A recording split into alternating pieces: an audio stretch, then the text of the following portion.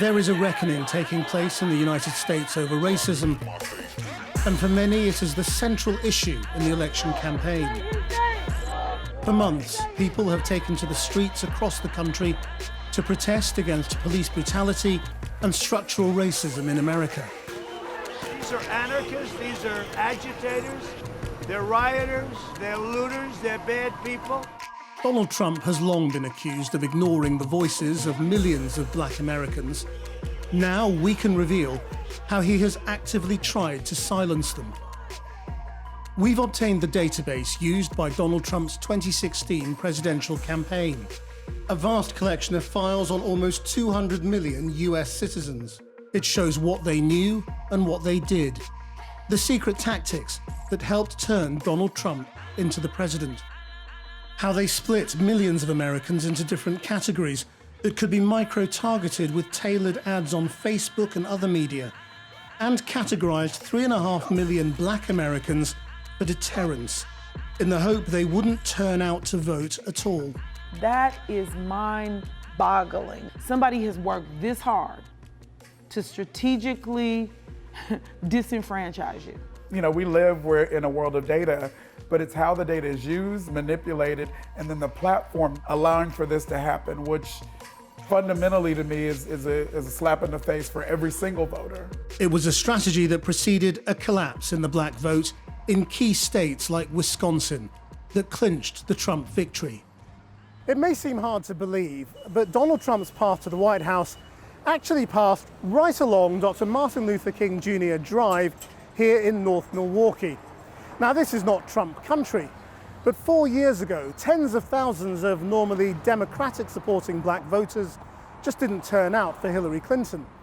And now we can reveal for the first time that many of them had been identified and targeted by the Trump campaign and its supporters. Their aim, not to win their votes, it seems, but to get them to stay at home on election day. The database is a truly extraordinary insight into the workings of a modern-day political campaign. It's called America First. Remember that. For millions and millions of voters, highly personal information was bought, harvested, and used, all perfectly legal under America's data laws. They knew whether you're likely to own a dog or a gun, whether you're likely to get married or planning a baby. There was even a score for personality type. A colossal data set of more than 5,000 tables with nearly 5 terabytes of information. But it's not just what they knew about individual people, it's what they did with all the data, running it through a series of models and algorithms to try to understand how people act and think and might respond to certain messages. The campaign took all this information and used it to divide the country into different groups. In 16 key battleground states, the algorithm placed voters into one of 8 categories. Most likely to turn out was the base, core Trump on his side, core Clinton on hers. Those least likely to vote were marked as deadbeats and then disengaged for both sides. In the middle were the voters who might go either way and were open to persuasion. But also crucial were these 2 segments. On his side, they were called GOTV, Get Out the Vote, and on the other, Deterrence, voters who might be encouraged not to vote. The campaign would then create ads that could be targeted at the people in these groups through Facebook and other platforms. Many were dark posts, which could appear on people's Facebook feeds and then vanish. Cambridge Analytica can help you run more cost-effective... This machine was built, in part, by a team from the now notorious company Cambridge Analytica, working hand in glove with a team from the Republican National Committee. What we found is that in those crucial swing states, black voters were disproportionately categorized for deterrence. In Georgia, they made up 32% of the population, but 61% of deterrence. In North Carolina, 22% of the population, but 46% of deterrence. And in Michigan, 15% of people, but 33% of deterrence. In total, more than 3.5 million black voters were marked for deterrence. If you include other ethnic minorities, they made up 54% of the deterrence segment.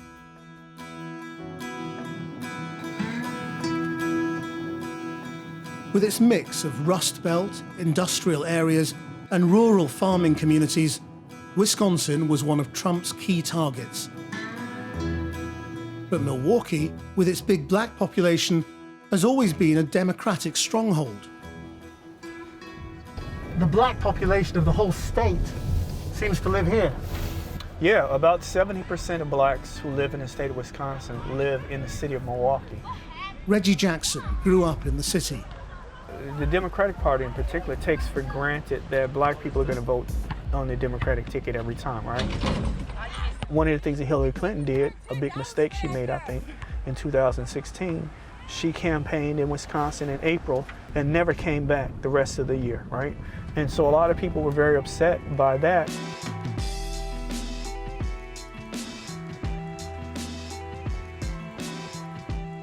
On Election Day 2016, something unusual happened. Turnout among black voters in Wisconsin collapsed by 19%. CNN now projects that Donald Trump will carry the state of Wisconsin. He will win Wisconsin with its 10 electoral votes. He's cracked the so-called blue wall that Hillary Clinton had tried to create. The margin of victory in the state, just 23,000 votes. Afterwards, Donald Trump boasted that black voters had helped him to win. And I'd say, what the hell do you have to lose, right? It's true. And they're smart, and they picked up on it like you wouldn't believe. And you know what else? They didn't come out to vote for Hillary. They didn't come out. The collapse in turnout here in Milwaukee's poorest neighborhoods helped tip the whole state for Trump. A lot of that collapse was blamed on a new law passed by Wisconsin's Republican administration requiring valid voter ID to take part in the election.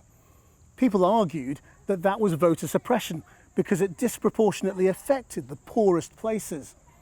What nobody realized at the time was that by using the database, the Trump campaign could actually identify individuals on these streets who might be deterred from voting. Like other states, black voters in Wisconsin were disproportionately marked for deterrence. They made up just 5.4% of voters, but 17% of the deterrence group. More than a third of black voters in Wisconsin were classified as deterrence. Contrast that with the voters the Trump campaign thought he could win over. 75% of them were white, but less than 2% were black. We've come here because we've identified exactly how many people were marked for deterrence by the Trump campaign, and using the public voter roll, we've been able to match them and work out how many of them stayed at home. Take Ward 116. The Trump campaign was aware of 1,440 potential voters here. 80% were black. Almost half, 44% of the ward, was marked for deterrence. That's 636 people. So how many of those black deterrence voters actually turned out on election day? We went through the records. It was just 36%.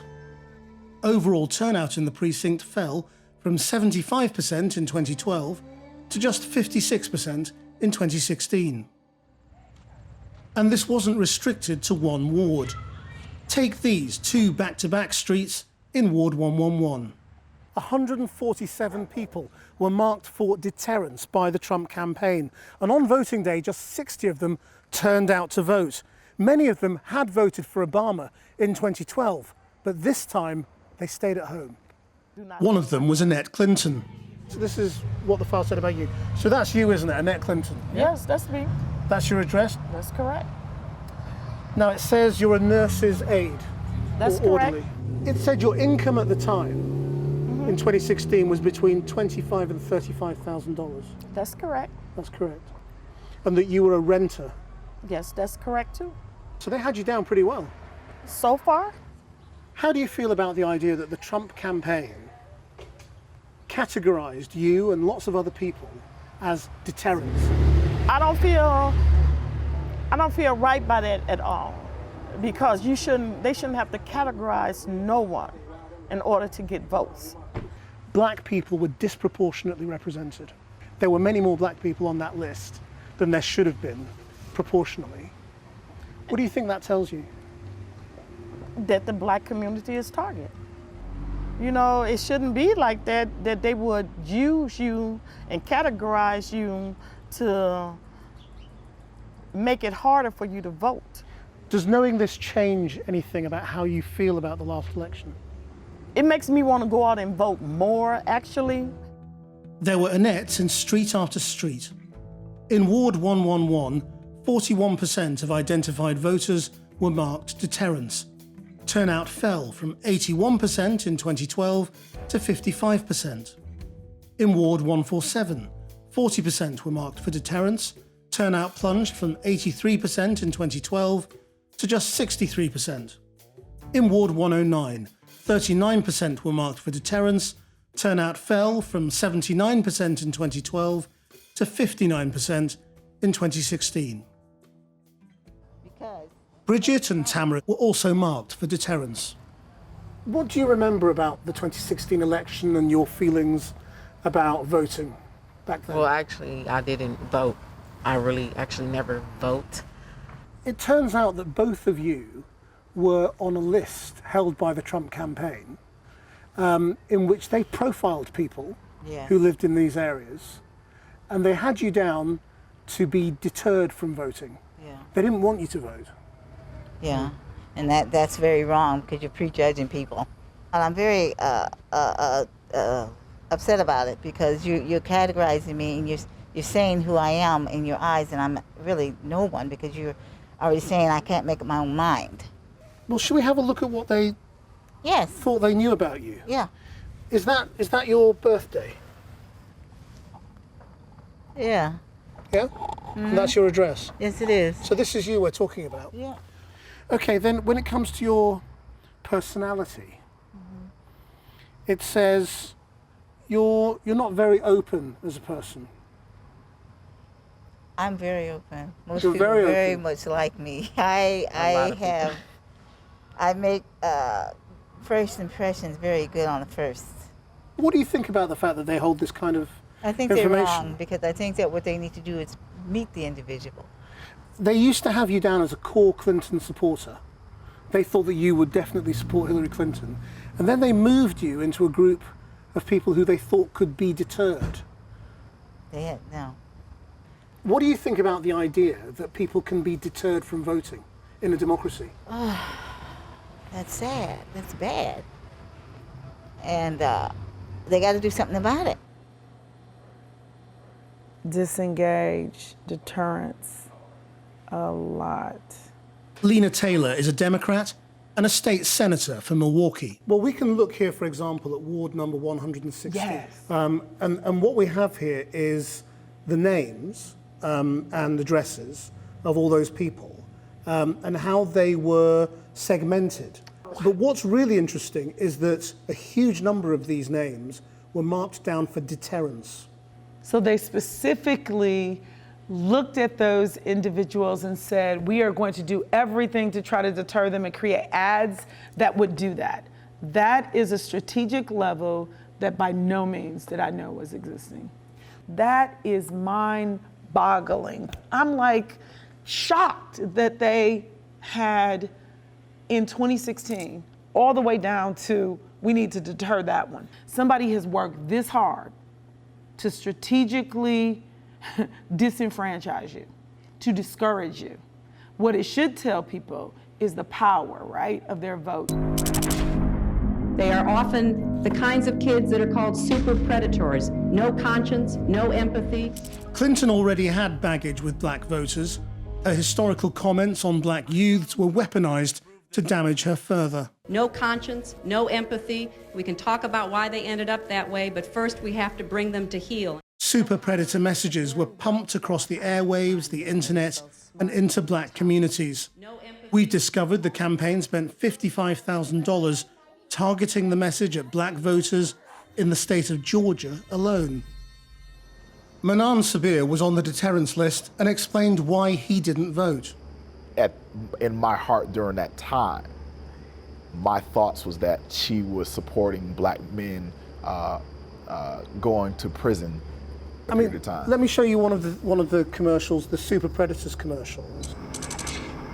They are often the kinds of kids that are called super predators. No conscience, no empathy.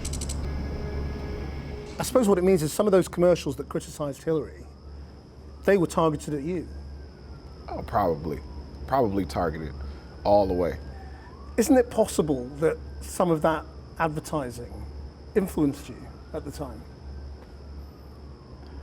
It's possible that it influenced somebody, but it doesn't influence me.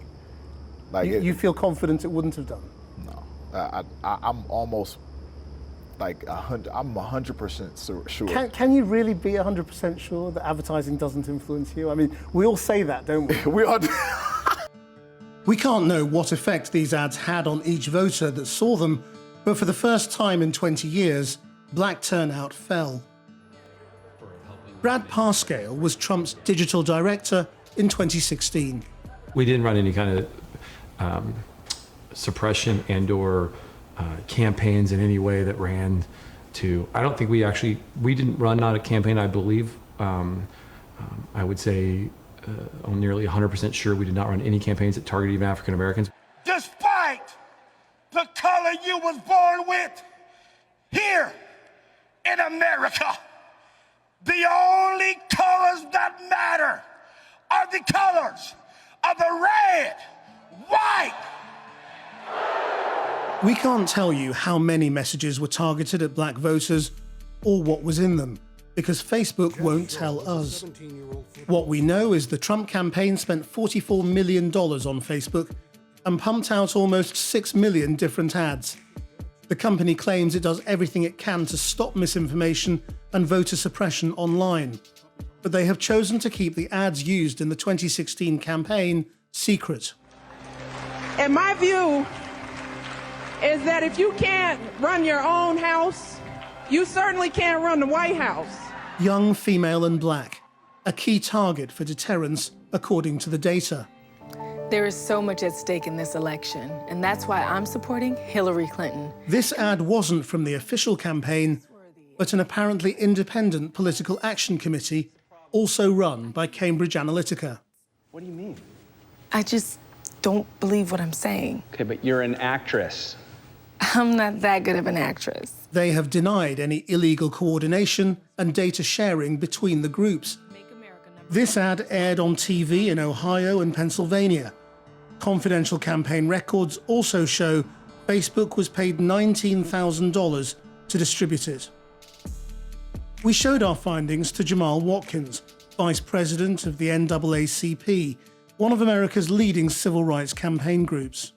The thing that's shocking / troubling about this, is that there's this category of suppression, that deterrence part. So we use data, similar voter file data, but it's to motivate, persuade, encourage folks to participate. We don't actually use the data to say who can we deter and keep at home. That just seems fundamentally, it's a shift from the notion of democracy. It's actually undermining inclusion and participation. It's not may the best candidate win at that point, it's may the best well-funded machine suppress voters and keep them at home, thereby rigging the election so that someone can win. When you think about suffrage for women, when you think about the black community suffering from poll taxes, misinformation and disinformation in the early part of last century, we actually have wrestled with that and said, that's not right. That's not who we are as a country. So to translate that type of behavior onto a social media digital platform, it's the same thing. What do you think of Facebook's role here? I don't believe Facebook has fully disclosed their role and fully disclosed the types of ads that were run, who was involved, and literally how they may have been embedded in, say, the Trump campaign to make this all come to life. And so when you look at this type of research and this type of intel, it's not just egregious on a sort of fundamentally moral level, but it's egregious when it comes to a higher level of what it means to be a part of the American ethos. Facebook is a very profitable platform. It reaches, billions of folks every day.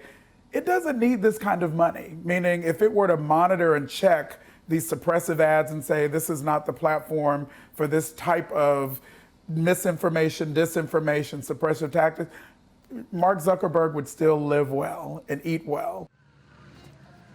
What happened in 2016, of course, was not restricted to Milwaukee.